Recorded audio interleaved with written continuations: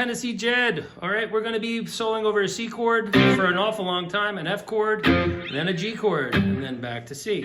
Now we're going to be employing the same theoretical concept over all those chords, and they're all basically being treated as their own tonal center while we're inside of them. That said, you obviously are going to want to figure out ways of making meaningful transitions towards them. Okay, so once you learn what I'm showing you, please apply those ideas to your own playing and cross-pollinate my ideas with your own, and you're going to end up being a much stronger player in the end. But for the time being, hey, there's nothing wrong with learning somebody else's approach. So we're coming out of back to Tennessee, and then. And that little quote is basically the main riff of the tune.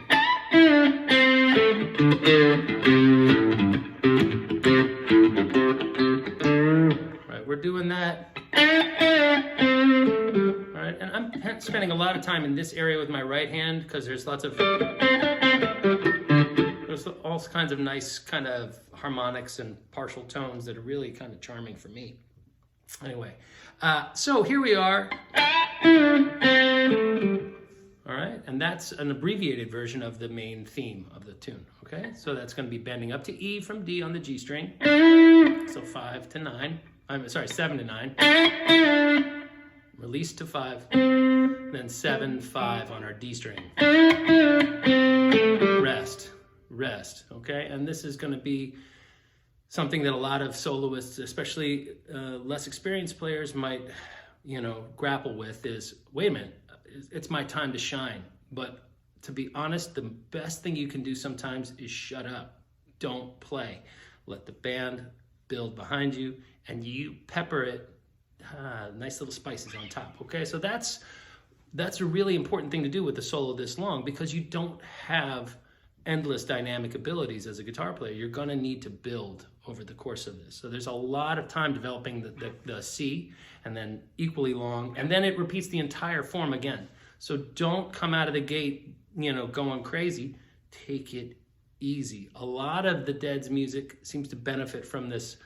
I'm just kind of bubbling just under the surface approach, and then you pop out with some meaningful statements, and then you go back into the shelter of the band, okay? That's why it's a jam, not a guitar solo, especially the first part. Once we come up to the upper octave, okay, all bets are off. It's time to peak. It's time to climax. But for the first time through the form, you want to basically be almost incognito, a little bit, just very, very tasteful and restrained, okay? So here we are, back to Tennessee.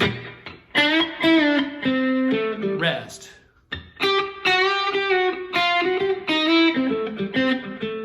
All right, let's break out that chunk. We're going to come up to the 5th of our C chord. That's a G note here. 8th fret, B string, ring finger. Poke it, staccato. All right, and then we're going to bend up from the 7th fret B with our middle finger. And let it down. And we're going to walk up from the 4 to the 5. So, then we're going to sneak back here, grab the flat 3, and slide in with our index finger.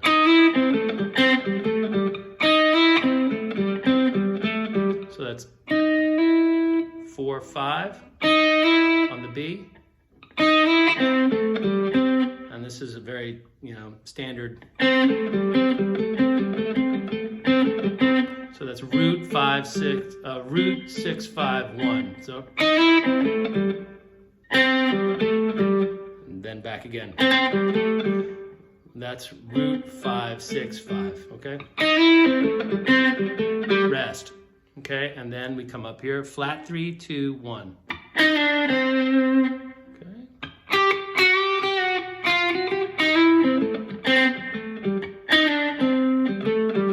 Again, 5, 6, 5.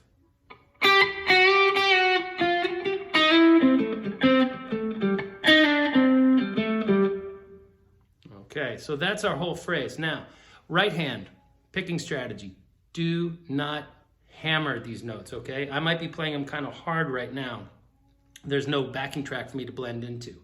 The real trick to getting this thing to happen is to not overstate your entrance, okay? Be nice, and I try to think about brushing the string, not striking it really, you know, viciously. So.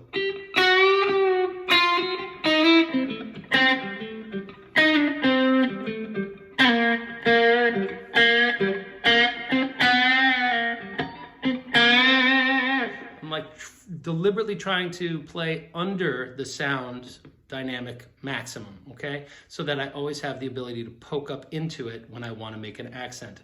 If you start out at the top of your dynamic range, you have nowhere to go. Similarly, with the construction of the song, right? We want to, the solo rather, you want to make sure you don't come in guns blazing because you're not going to have anywhere to go. It's just too long a form, okay? So we come in nice and easy. Rest.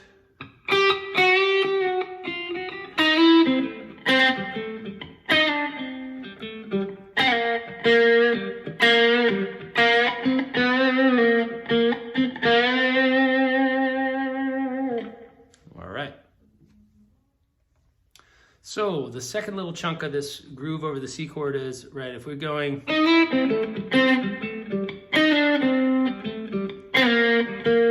so that starts here. Okay, it's a little slide from root to flat 7.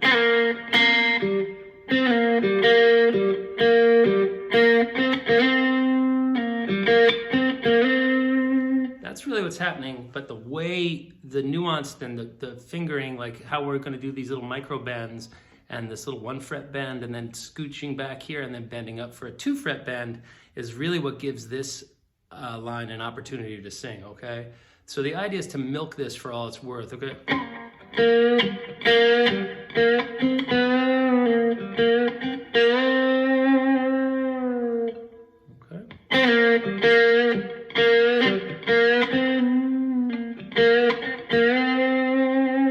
Again, don't exceed the picking pressure, okay? Don't max out on your right hand. You got to save the room.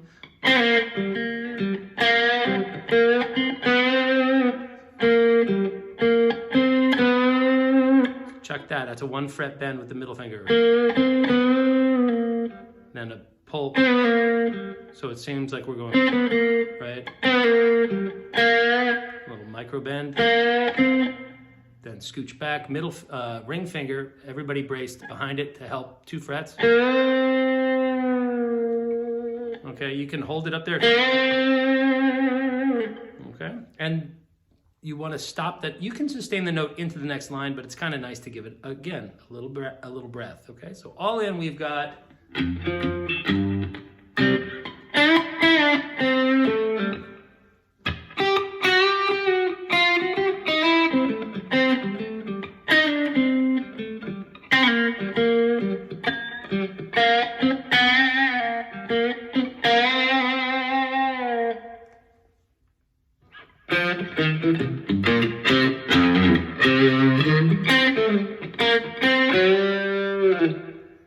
Okay, we continue to develop over our C chord. Right now we're going to be bringing in the flat 5 a lot. The line starts here on this F note, so it's going to be the 4th of our chord, okay, which is the 3rd fret on the D string, up to the 5th, so that's, then we come back here, all right, that's flat 3, 3 to root. Okay, and then we're going to come down to this low G, the 5th of our C chord. Flat 7 up.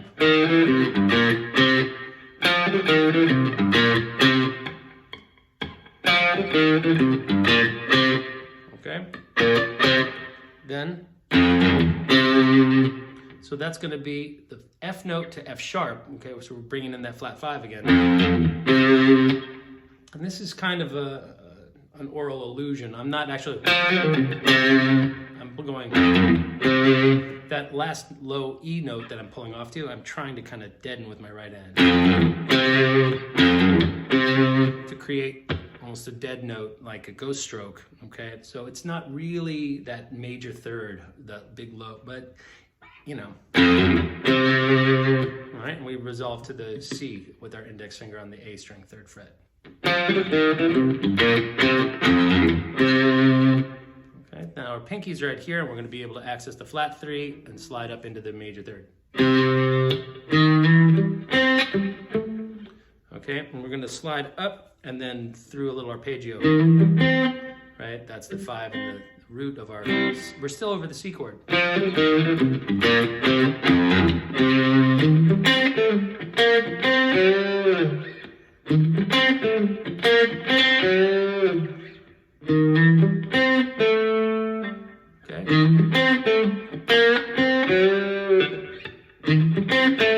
You can slide back, I think I do. Like that. So it's kind of a nice move to take the 6 and slide back to 5. All right. So those are intervals. That if you're a fret guy, it's 7 to 5. Okay, on the D. There's some ghost notes, some kind of, you know, implied notes that you can you know, really sound out if you want. I'm more making it percussive. And then we're going to bend up with our middle finger from the 4th fret on the D string up into the 5th, okay? And then gliss back. 3, 4.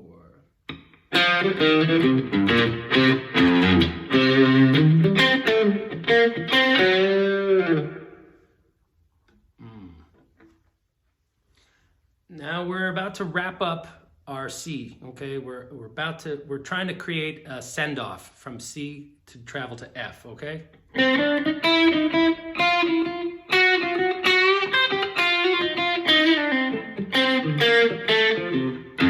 Now, don't forget the F chord is still the 4 of C. So this is kind of like the last bar that you would play in a blues to go from the 1 to your 4, okay? So if we were playing in C and we were trying to get to F, one of the telltale signals that you can, you know, the way of telegraphing, hey, it's time to go to the 4, is by going down to the flat 7, okay? That's gonna be this B flat note, and you'll see that I work that into my line here, okay? But we start out by walking up to the 3 chromatically.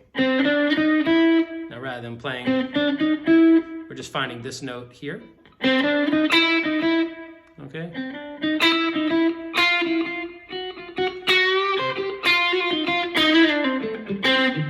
See that B flat, okay? So that's gonna be accent on that E.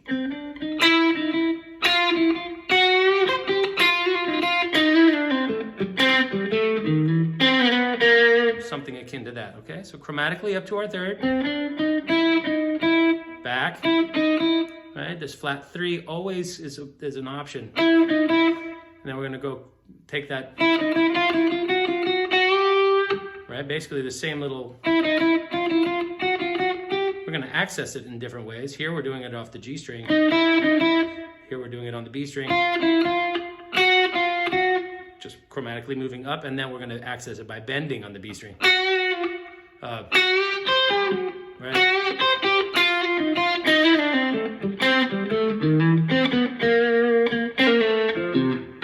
And that's how we make the change to our F chord, okay? So all in, that would be...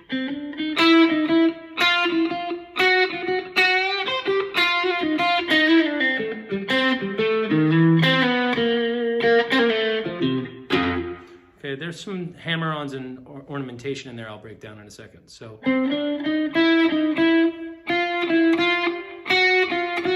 gonna bend up. Pinky grabs the C note at the 8th fret high E string. All right, and I'm already there, so I can fret the B.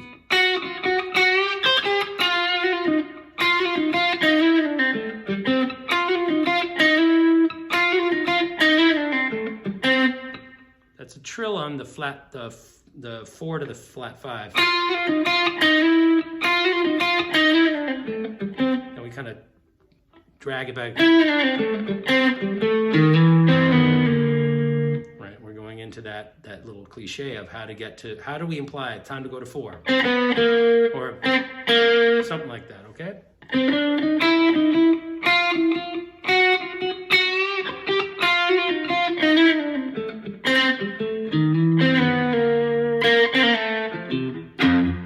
Once we get to that B flat, that's the 3rd of our F chord. Okay, so that's me just walking down an arpeggio of an F chord from the 3rd, root, 5, root. Okay, and that's a little It's a little fancy pants, I guess, but there it is.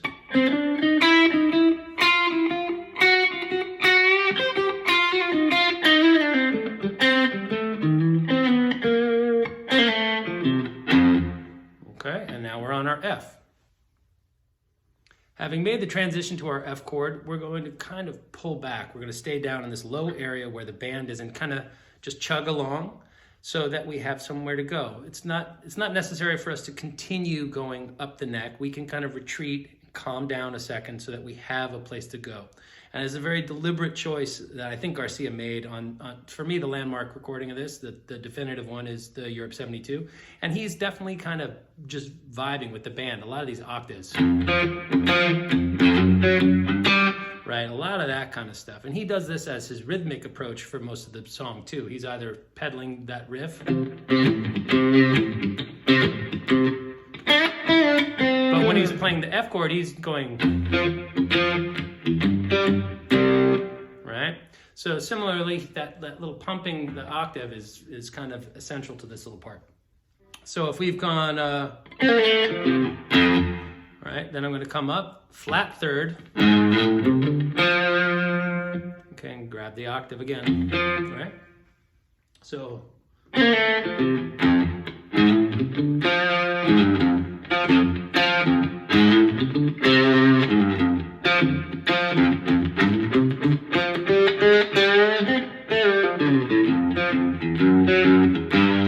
that's really the part we're going to focus in on right there. So there's some rhythmic displacement in there. Right now we're playing kind of straight, right? We're doing, you know, right? But halfway through the line, I flip it around and to do a halftime triplet feel of, right? 1, 2, 3, 1, 2, 3, 1. So it kind of plays over the bar and it creates a lot of tension right before we do our build up to the G. So,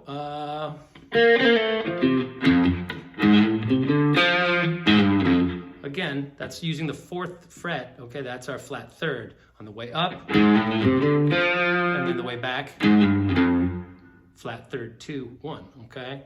That's a really, really essential thing, and whenever possible, try to get that in there. I think you'll find it really helpful in terms of creating that Garcia voice. None of these are actually his licks. It's just, I've analyzed his style and like figured, oh, this is kind of like my way of putting this one very small sliver of his approach in quotations so that it sounds like that to me and people who like this music. So I hope you can dig that. All right, so here we are. Flat 3, flat 3 on the way back to 2 octaves. Again, flat 3. And then rather than going up to the octave, we're going to go 5, 6, 5. And then again, pumping that octave. Except that last note, I'm going to start working against the rhythm by playing those halftime triplets, okay? So that's going to be...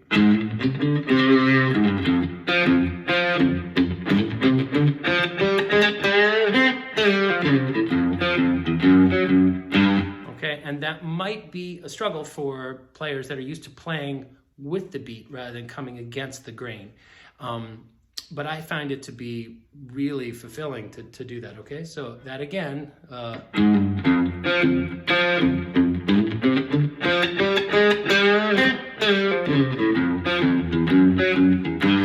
so,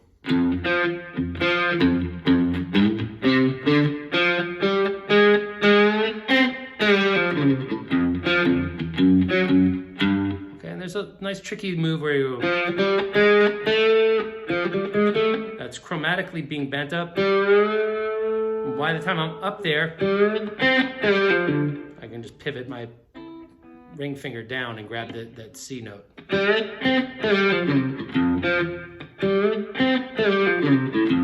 And I think I hit an open A string, which is fine. That's the 3rd of our chord. I mean, it wouldn't matter what it is, really. It could just be a pick stroke, frankly, okay? It's all about rhythm, and then putting in mostly right notes really creates the effect, okay? So...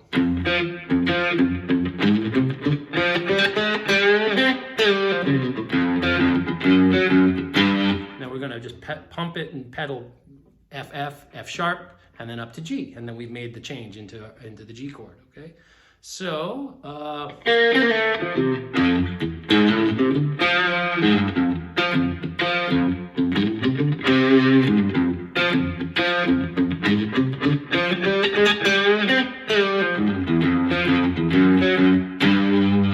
and now we're up into our G.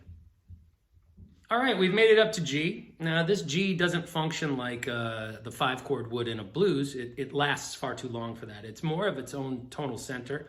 So the best way to think about it is you're still employing the same approach you were using over the C chord. It's more like this, the groove modulates, okay? So we're vamping out over a C chord, then we modulate up to the F, and then we come up again a whole step. So it's the same approach over the G chord. But by raising the pitch and the intensity, you know, of how we're approaching. This is where we start to build towards our climax, okay? So to use this, we start here and we end up here. We're gonna traverse the neck and come up into this position, the BB box of.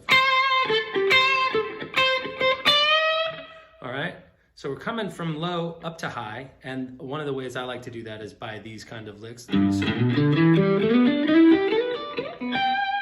Right, or arpeggios, right, that kind of thing where you're covering lots of ground. But one of the ways that I like to do this without it sounding like an exercise or classical or something like that is by using some bends. So we can use the idea behind like the My Girl lick, the right, that old chestnut. We can take that and rather than starting on the 2, we can always start on the 3. Or to take it one step further, start at the flat 3 and bend up. Okay, and using these 1-fret bends through this little section is the kind of central technique that's being employed to get up into this area, and then finally here, and then up into that BB box like I was talking about. So check it out. The line is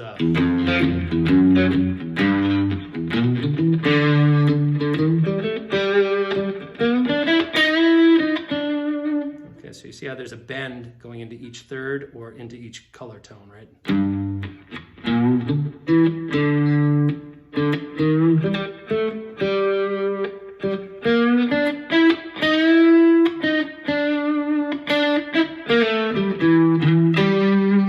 Once we get up to that G, we'll examine it further, okay? So let's try that again.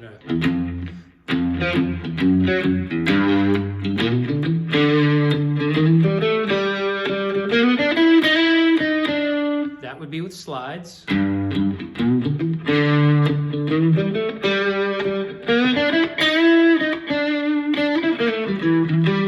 That would be with the bends like I did, okay? Or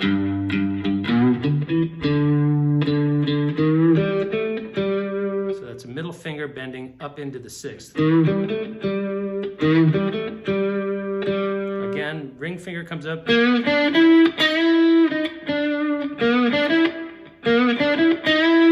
After we hear, we kind of jump up, right? We use the ring finger. And then this old line.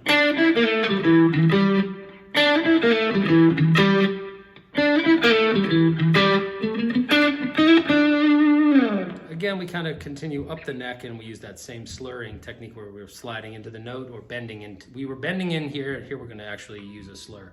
All right, so all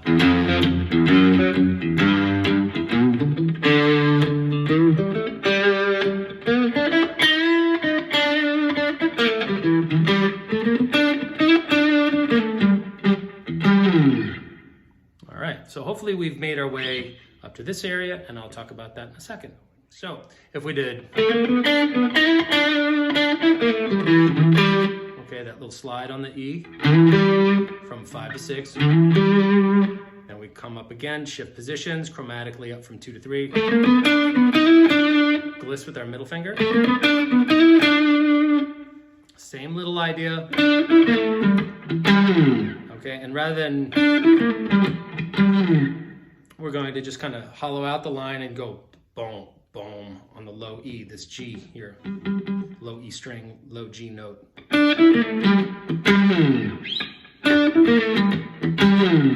And that kind of sets us up for this, this run, okay? So the way to think about the run, which is probably the most, that's probably the hardest thing to tackle, this is the busiest part anyway, is that we're gonna be targeting, use your ring finger to target these notes: 15th fret E, 14th fret A, 14th fret D, 14th fret G, and 13th fret B.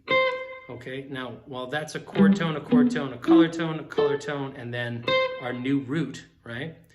The cool thing is that by using this chromatic, this like pseudo-chromatic ascending thing, we're coming from the flat 7 up to the root, then we're coming from the 2 up to the 3, then we're going from the 5 up to the 6, then we're going from the root up to the 2, and then we're coming from, where it's kind of going truly chromatic finally at the very end, up to our target note. All that is a build just to get to, okay, to get up here to the C note, okay? So how do we get from this G to C and create all that tension? 1, 2, 3.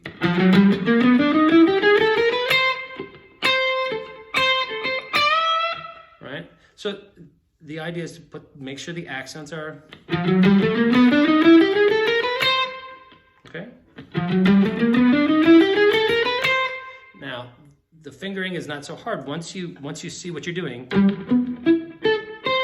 Okay, ring finger, 15, 14, 14, 14, 13. Everything else behind it is the same every time, symmetrical. And the right hand, similarly, my right hand picking approach here, I've simplified it. I do not alternate pick this line.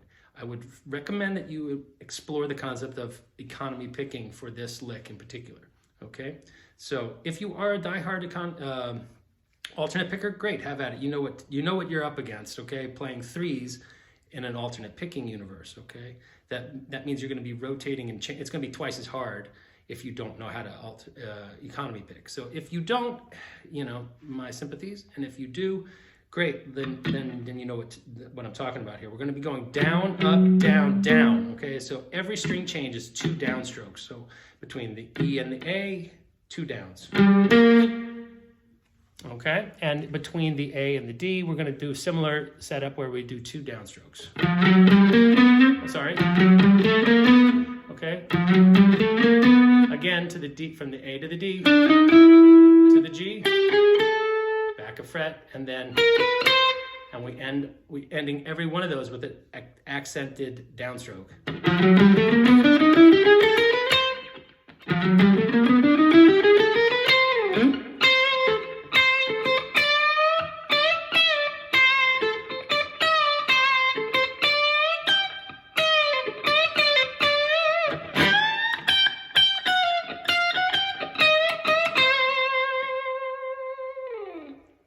So let's talk about that.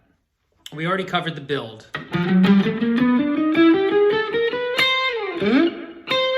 Okay, I slide up, I think it's kind of just instinctive, right? Come up to that root. Now we're just stating the kind of working that same melody.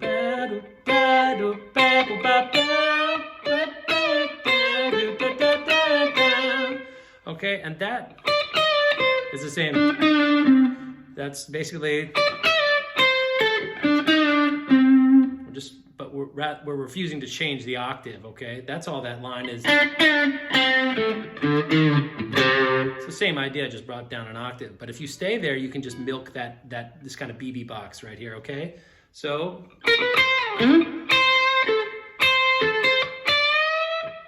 Okay, you want to hint at that major third from there, all right? You want to kind of bend up 1+ frets and towards the second fret, but never quite resolve, okay?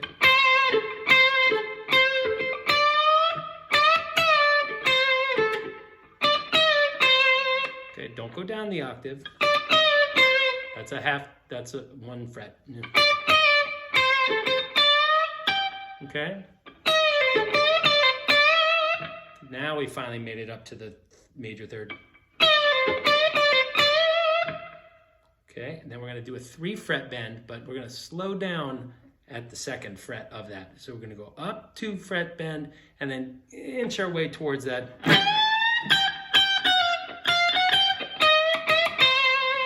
So there's a lot of little nuancy microtonal stuff here, okay? And this is the essence of blues playing for me.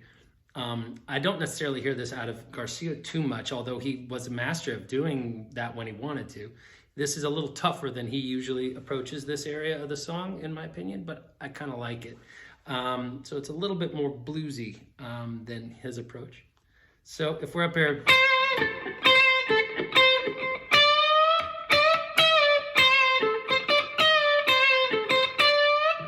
tag that high 5. That's okay. We come up. Okay, and then we're gonna do that big bend, 2 frets, and then inch towards the 3rd fret. Once we come up and tag that flat 7 of our C chord, okay, you can dead it, because you gotta come back and grab this 5 twice. Okay, and you're really digging in, lots of pick pressure at this point. I'm doing some little ghost strokes and little microtone, like quarter step bend. Okay, so that would be all in.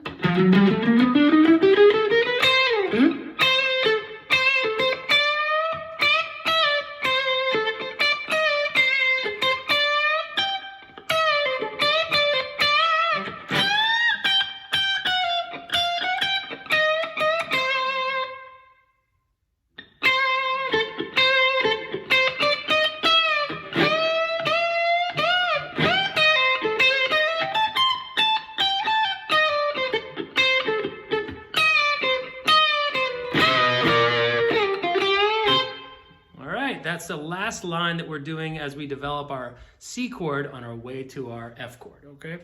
And this is probably the most challenging section in terms of left hand technique. We have to have some big bends, all right? And there's all kinds of ways of cheating to get that sound if you're not capable of, let's say for some reason you run your guitar with 11s or something like that, or you just don't have the hand strength. Find a way to hit the right notes, and then you can work on the technique of bending into them later. Okay, it doesn't have to be this done with this kind of athletic bending thing. I just went for it in my take, and then I kind of deconstructed what I did because I thought it felt inspired. So I'm going to try to teach you something like that. All right, so here we go. We just made that big bend from 5 to 6, and then edge towards 7. Chromatically walk down to the root again. Okay, so.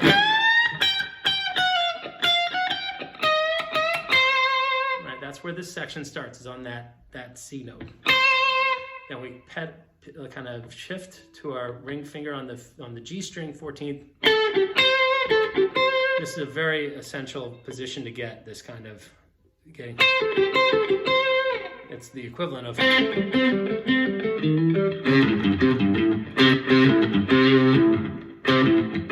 Right, you can hear that's like the sound of that Europe 72 songs like He's Gone, Ramble on Rose, and Tennessee Jed, okay?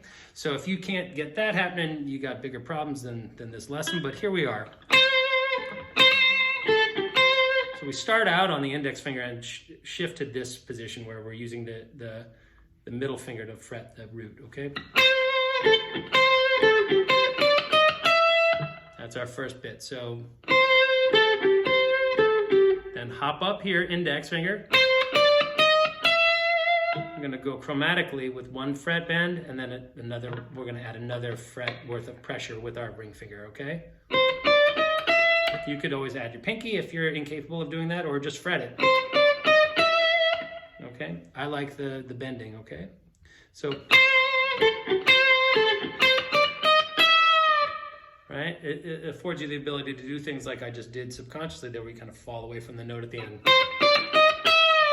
Okay, then we're gonna gear up for a big bend, okay? Sorry. Okay, so we're bending at that point. We're gonna put our pinky down and reach up here and be able to grab our G from this E flat, okay? And that's It's a major third, that's 4 frets. So that's a lot. Okay, 4 fret bend, not to be trifled with. I can do it on a flatter radius board from the D, just a perfect, okay, but this chokes out. It chokes out up there. Okay, so I just, plus the cool thing is we're coming back to that flat third, which we're gonna, again, we're gonna give a little microtone. So there's some little kind of B.B. King and Jeff Beck kind of microtonal little, we're goosing the note a little bit. Hear those little, it's not this and it's not that, it's somewhere in between. Okay, and it gives it that sweet but sour barbecue blues thing, okay? So, I'm gonna start up here. We're gonna do a 2 fret bend, okay? We just played that chromatic thing. Let it die down and come back up to it. Right? Then bend more. Bend more. And then put the pinky down.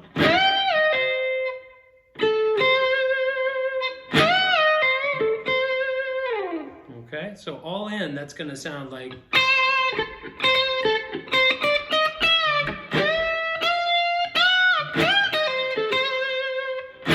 sorry. All right, then we're gonna go, so that's flat 3, 3, 5, 6, root. Okay, so,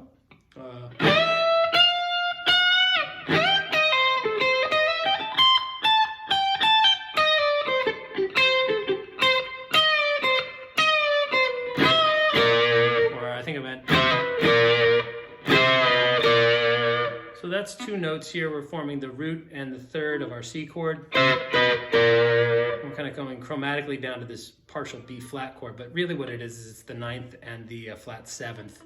Okay, and much like we did, we're just harmonizing that lick an octave up. Okay, so we're putting the third above it and just keeping it parallel.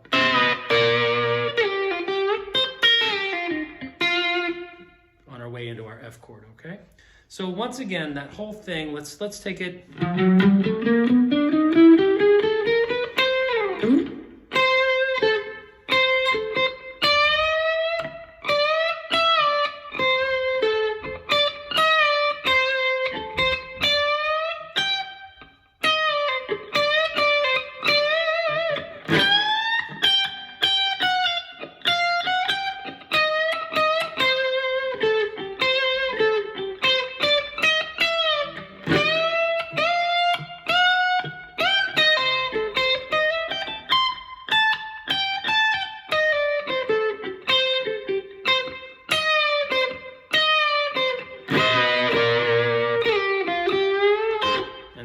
To our F. Right? So that's, and then we're getting into our F kind of pedal steel thing that we develop and then bring up to G, and then we're pretty much home free at this point. That's definitely the hardest part of the solo. Everything we just covered, that big chromatic bend, the chromatic run up to all those bends, that's the hardest thing. If you've made it past that, then you got the rest of this thing licked, all right? Stay tuned, I'll take you home. All right, we've now made it through the 2nd C chord, which is the hardest part of the whole song. Now we're down here in this F area, and we're gonna be doing this kind of pseudo pedal steel.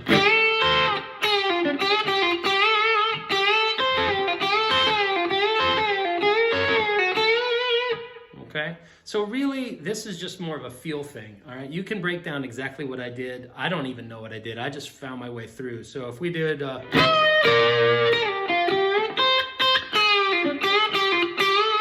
that kind of thing.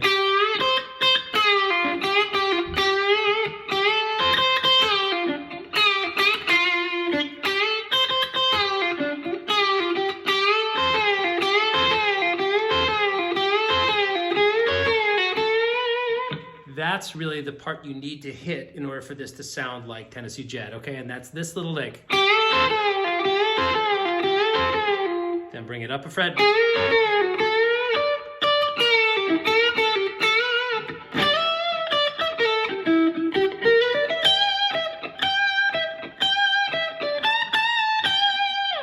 Okay, Okay, so all this is significantly easier than what we've just been playing beforehand.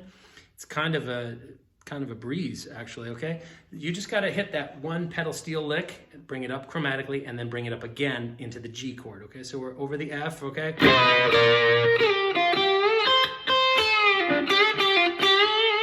Okay?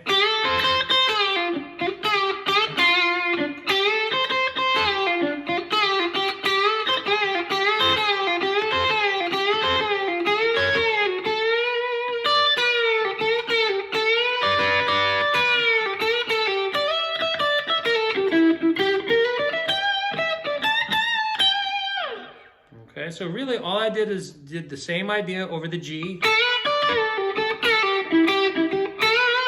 Okay, and then I think I did on my take. Okay, so that's 5 up to 6. A quick little pull off. Similar to that, same idea, right? Okay, then a little walk in with the middle finger from flat 3. Okay, that's using the 6th, not the flat 7, okay? Remember, we're thinking major pentatonics with flat 3s. Right? We're edging up towards the major third of we're over G chord here. Right? So we did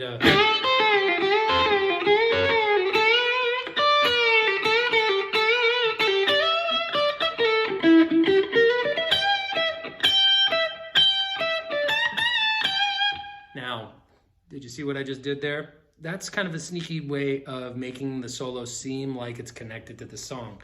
You play a rhythmic figure from in the future, like it's kind of like foreshadowing.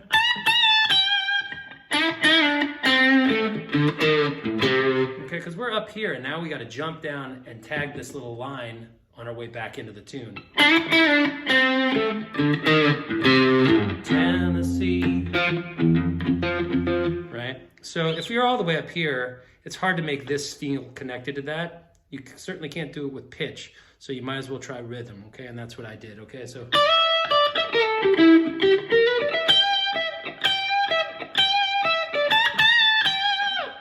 Okay.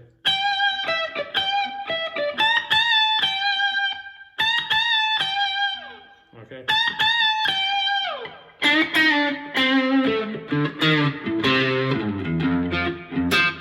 All right, so that's it.